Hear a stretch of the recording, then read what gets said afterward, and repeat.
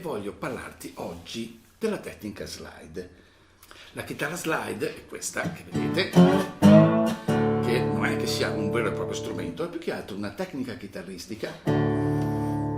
La sua caratteristica è l'utilizzo del bottleneck, cioè un tubo, in questo caso è di bronzo, fatto da un mio allievo, fortunatamente, che si infila al dito o nel dito anulare o del dito mignolo, a seconda della preferenza e del pezzo che dovrete andare a realizzare. La cordatura della chitarra, come sentite, chitarra normale, chitarra slide, è una cordatura che viene definita aperta.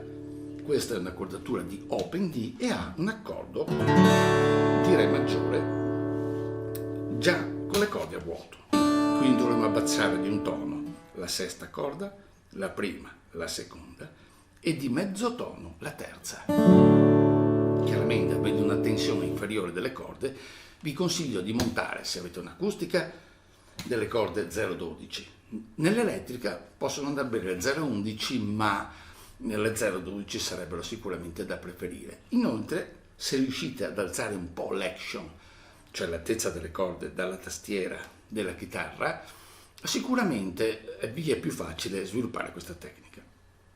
Poche cose su come si deve usare il bottleneck. Il principio fondamentale è che dobbiamo essere comodi e sciolti nella mano, quindi la mano ha già una sua posizione naturale quando è rilassata. Non dobbiamo fare altro che riportarla sulla tastiera come se dovessimo un po' accarezzarla. Questo ci consente di muoverci in modo fluido e controllare bene le note. Il pollice in molti casi sta fermo per controllare meglio l'arrivo e poter fare un bel vibrato che, come sentite, è un po' l'anima di questa tecnica. La mano destra può utilizzare il plettro o tecniche di fingerstyle o tecniche miste a seconda di quello che andremo a affrontare. L'importante è riuscire a controllare bene la vibrazione delle corde facendo suonare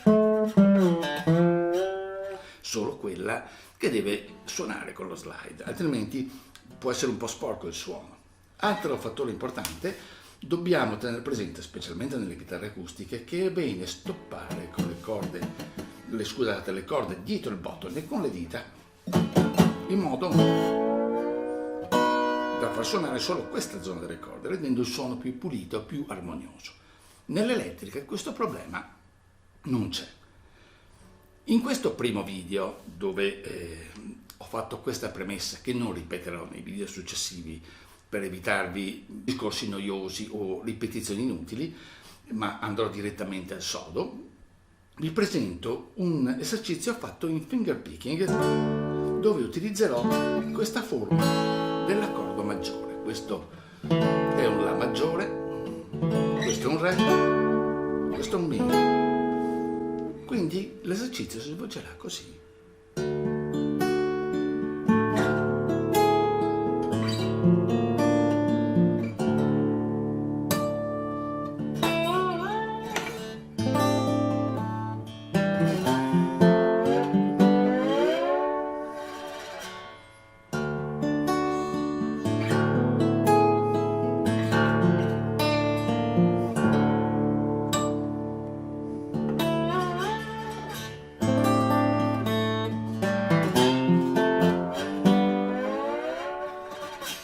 Allora, che dire?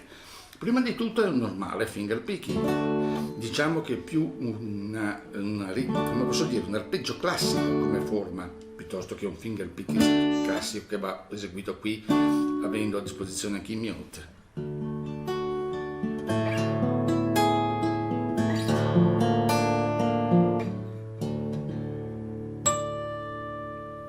Qui è normale, come vedete, come una normalissima chitarra classica o acustica. Qui il bottleneck da questa posizione si inclina un po' verso il basso per lasciare libero il Mi basso che fa da accompagnamento, da bondone. Poi ritorniamo normale arpeggio. Qui ritorna il bottleneck utilizzando la forma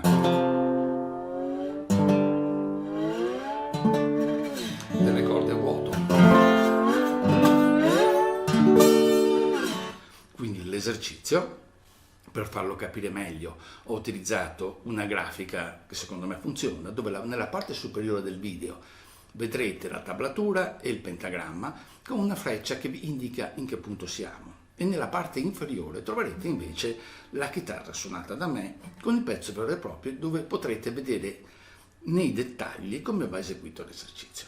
Ma partiamo subito.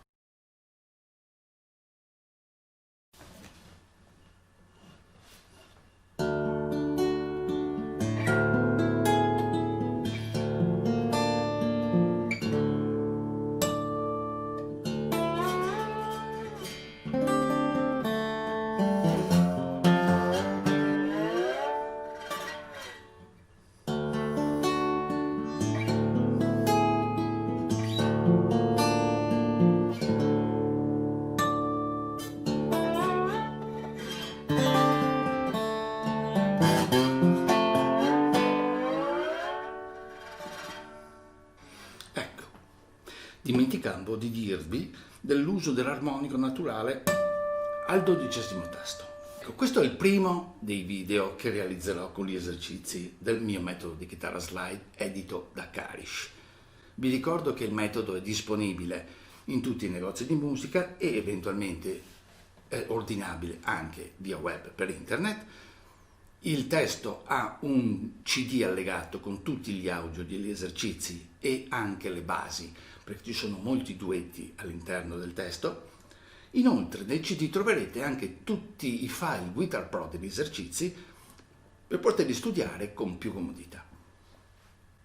Vi do appuntamento al prossimo video dove affronteremo un altro aspetto della chitarra slide. Io vi ringrazio, spero di essere stato d'aiuto in questa lezione per farvi capire meglio come funziona questa tecnica. Ciao a tutti e arrivederci alla prossima puntata, diciamo così, al prossimo video.